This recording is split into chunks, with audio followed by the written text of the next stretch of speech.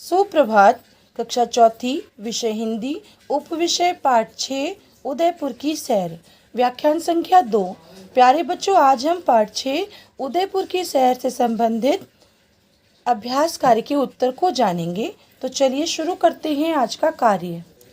चलिए बेटा, पाठ में आए हुए यहाँ दिए गए कुछ कठिन शब्दों को भी पढ़ते हैं। पहला शब्द है चुटकुला, दूसरा शब्द है आनंदित, तीसरा शब्द है ड्राइवर, चौथा शब्द है मनमोहक, पांचवा शब्द है म्यूजियम, छठा शब्द है बेटा किस्म, सातवां शब्द है चक्कर, आठवां शब्द है प्रतिमा, नौवां शब्द है तस्वीर, 10वां शब्द है वेशभूषा और 11वां शब्द है बेटा शिल्पग्राम। तो देखिए, हमने यहाँ दिए गए कुछ कठिन शब्दों के उच्चारण को भी कर लिया। अब चलिए पाठ में आए हुए मौखिक प्रश्नों के उत्तर को जानते हैं। मौखिक प्रश्न देखिए, क निम्नलिखित प्रश्नों के उत्तर दीजिए। बेटा, हमें इन प्रश्नों के उत्तर देने हैं। पहला प्रश्न देखिए, दिया गया है बच्चे बहुत देर तक क्यों हंसते रहे। दूसरा प्रश्न है उदयपुर किस प्रकार के खिलौने के लिए प्रसिद्ध है। तीसरा प्रश्न है किसे देखकर लगा कि पानी में सफ़ेद कमल खिला है। और चौथा प्रश्न है महाराणा प्रताप ने किस मैदान में शत्रुओं से युद्ध किया था। तो बेटा चलिए इन प्रश्नों के उत्तर को जानते हैं। बेटा, पहला प्रश्न है बच्चे बहुत देर तक क्यों हंसते रहे। इसका उत्तर है कठपुतली वाले जोकर की बात पर बच्चे बहुत देर तक हंसते रहे। एक बार फिर से दोहराते हैं, बच्चे बहुत देर तक क्यों हंसते रहे। तो इसका उत्तर है कठपुतली वाले जोकर की बात पर बच्चे बहुत देर तक हंसते रहे। चलिए दूसरे प्रश्न के उत्तर को जानते हैं। प्रश्न 2 देखिए बेटा, दिया गया है उदयपुर किस प्रकार के खिलौनों के लिए प्रसिद्ध है। तो बेटा इसका उत्तर है उदयपुर लकड़ियों के खिलौनों के लिए प्रसिद्ध है। एक बार पुनः दोहराते हैं, उदयपुर किस प्रकार के खिलौनों के लिए प्रसिद्ध है। तो इसका उत्तर है उदयपुर लकड़ियों के खिलौनों के लिए प्रसिद्ध है। चलिए तीसरा प्रश्न जानते हैं और उसके उत्तर को भी। प्रश्न 3 में दिया गया है बेटा कि किसे देखकर लगा कि पानी में सफ़ेद कमल खिला है। तो इसका उत्तर है संगमरमर का महल लेक पैलेस को देखकर लगा कि पानी में सफ़ेद कमल खिला है। एक बार पुनः दोहराते हैं कि किसे देखकर लगा कि पानी में सफ़ेद कमल खिला है। तो इसका उत्तर है संगमरमर का महल लेक पैलेस को देखकर लगा कि पानी में सफ़ेद कमल खिला है। चलिए प्रश्न 4 को देखते हैं और उसके उत्तर को भी जानते हैं।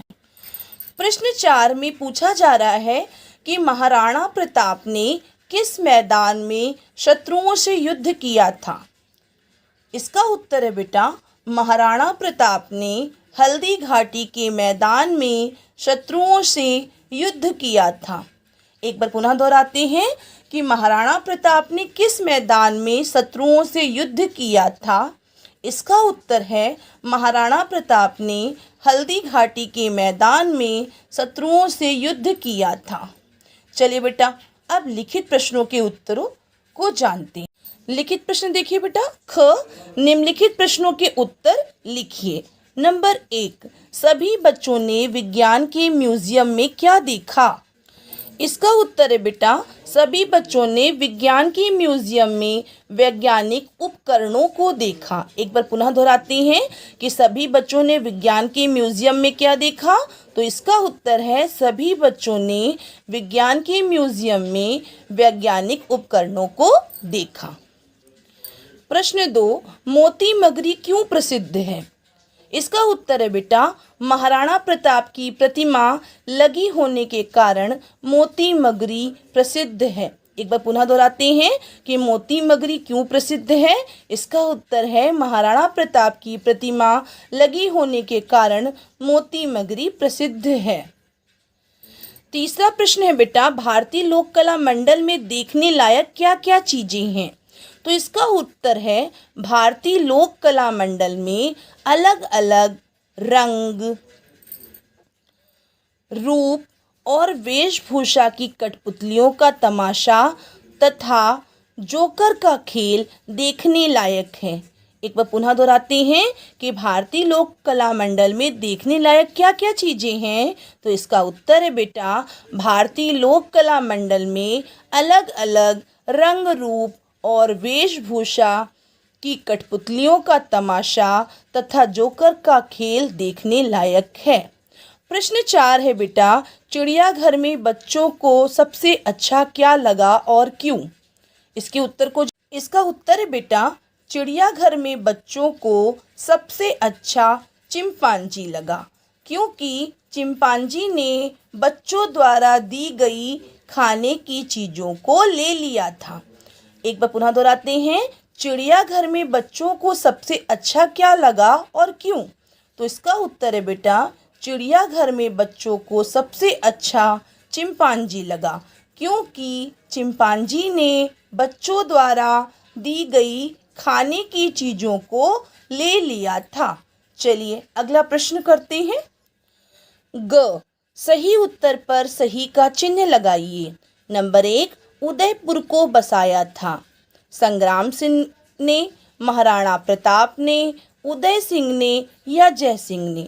बेटा इसका उत्तर है उदय सिंह ने, और इस पर हम सही का निशान लगा देंगे।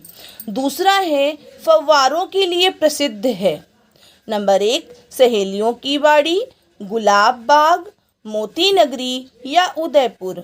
तो बेटा इसका उत्तर है सहेलियों की बाड़ी, और इस पर हम सही का निशान लगा देंगे। तीसरा देखिए बेटा, उदयपुर को कहा जाता है झीलों की नगरी, उद्यानों का शहर, गुलाबी नगरी या पत्थरों की नगरी? तो बेटा इसका उत्तर है झीलों की नगरी, और इस पर हम सही का निशान लगा देंगे। चौथा देखिए, अलग अलग स्थानों की झोपड़ियाँ बनी थीं। हिरणमगरी पर, शिल्पग्राम में, चिड़ियाघर में या लाल बाग में? तो बेटा इसका उत्तर है शिल्पग्राम में, और इस पर हम सही का निशान लगा देंगे। देखिए हमने इस प्रश्न के उत्तर को भी जान लिया। चलिए अब अगला प्रश्न करते हैं। घ देखिए बेटा, पाठ के आधार पर खाली स्थानों को भरिए। नंबर 1, उदयपुर खाली स्थान के खिलौनों के लिए प्रसिद्ध है। तो उदयपुर किस प्रकार के खिलौनों के लिए प्रसिद्ध है? बेटा लकड़ियों के खिलौनों के लिए प्रसिद्ध है, तो यहाँ पर लिखेंगे लकड़ियों। ठीक है, ये देखिए लिख दिया हमने लकड़ियों। उदयपुर लकड़ियों के खिलौनों के लिए प्रसिद्ध है। दूसरा है नेहरू गार्डन का आकार खाली स्थान जैसा है। तो नेहरू गार्डन का आकार कैसा था? बेटा नाव जैसा, यहाँ पर लिख देंगे नाव। अब इसे पढ़िए, नेहरू गार्डन का आकार नाव जैसा है। तीसरा दिया गया है महाराणा प्रताप की मूर्ति खाली स्थान पर स्थित है। तो इसका उत्तर है मोती मगरी, यहाँ पर हम लिख देंगे मोती मगरी, मोती मगरी। अब इसे पढ़िए, महाराणा प्रताप की मूर्ति मोती मगरी पर स्थित है। चौथा देखिए, खाली स्थान तो बिल्कुल गांव जैसा ही है।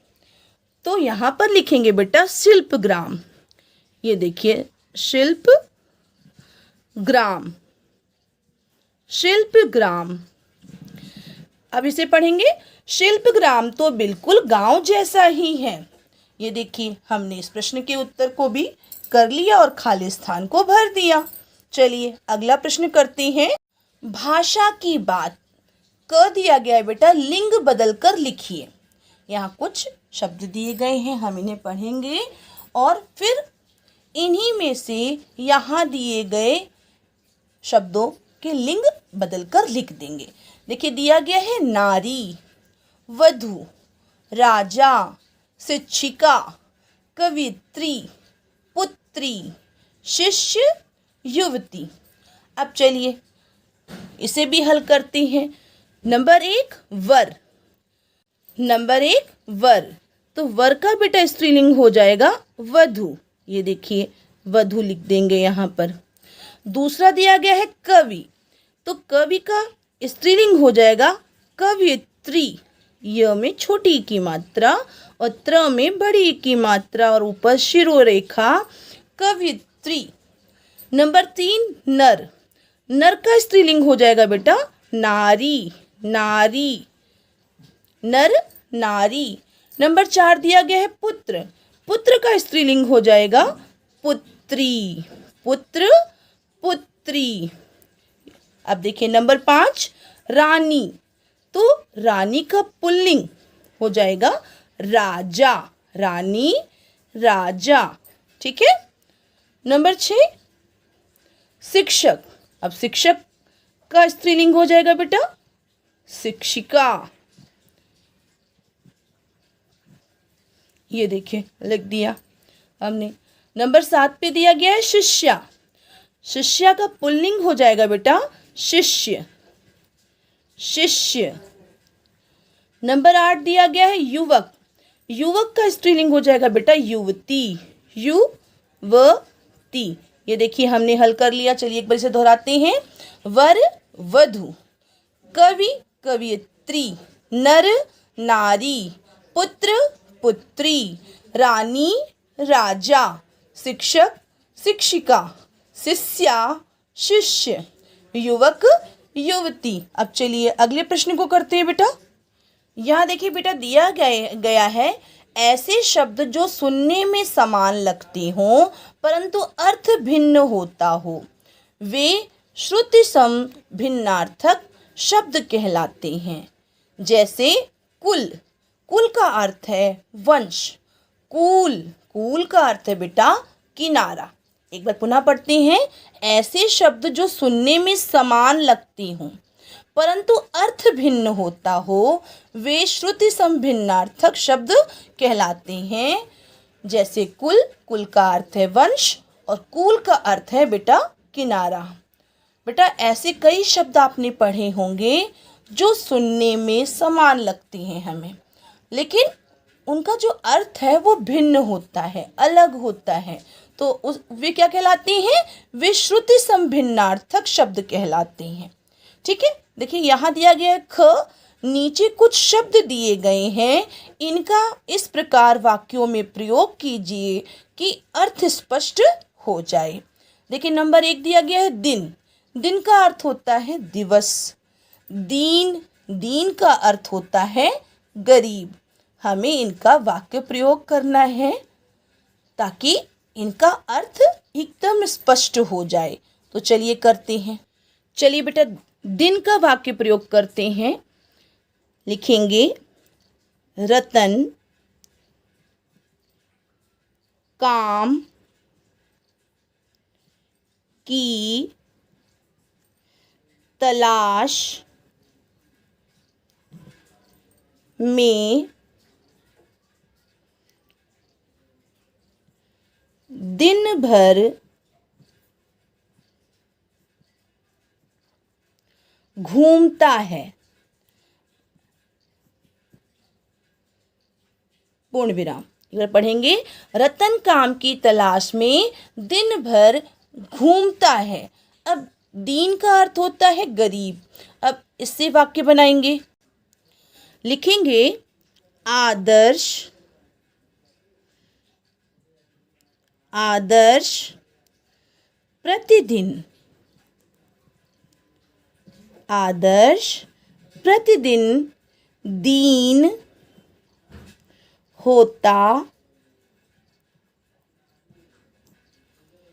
जा रहा है, जा रहा है।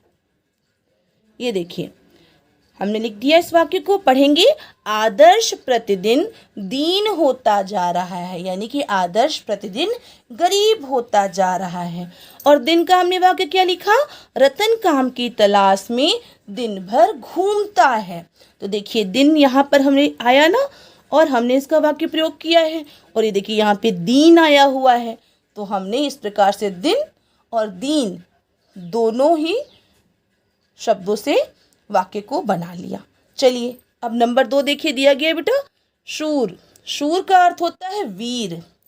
सूर, सूर का अर्थ होता है अंधा। अब इसका वाक्य बनाएंगे हम। चलिए बेटा लिखते हैं भारतवर्ष, हमारे देश का क्या नाम है?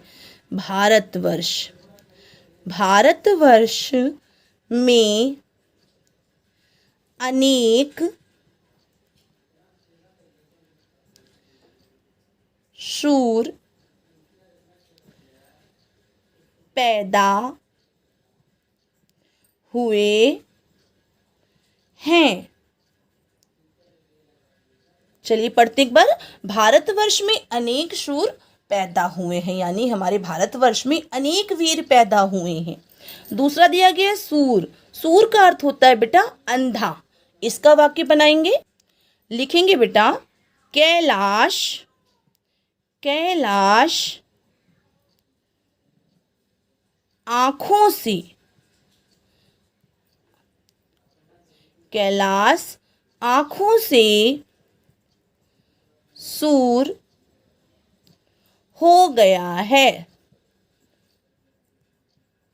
हो गया है, पूर्ण विराम। यानी कि कैलाश आँखों से अंधा हो गया है। देखिए बेटा, हमने इस प्रकार से सूर और सूर दोनों से ही वाक्य बना लिए। ये देखिए, तो आपको भी इस तरह से जब भी श्रुति संभिन्नार्थक शब्द दिए जाएं तो उनका वाक्य बनाना होगा। ठीक है, चलिए अगला प्रश्न करते हैं। ग देखिए बेटा, दिया गया है नीचे दिए गए एक वचन और बहुवचन शब्दों को छांटकर उनकी तालिका में लिखिए। यहाँ पर कुछ शब्द दिए गए हैं और हमें इनमें छांटना है कि इनमें कौन एक वचन है और कौन बहुवचन है। चलिए पहले इन शब्दों को पढ़ते हैं।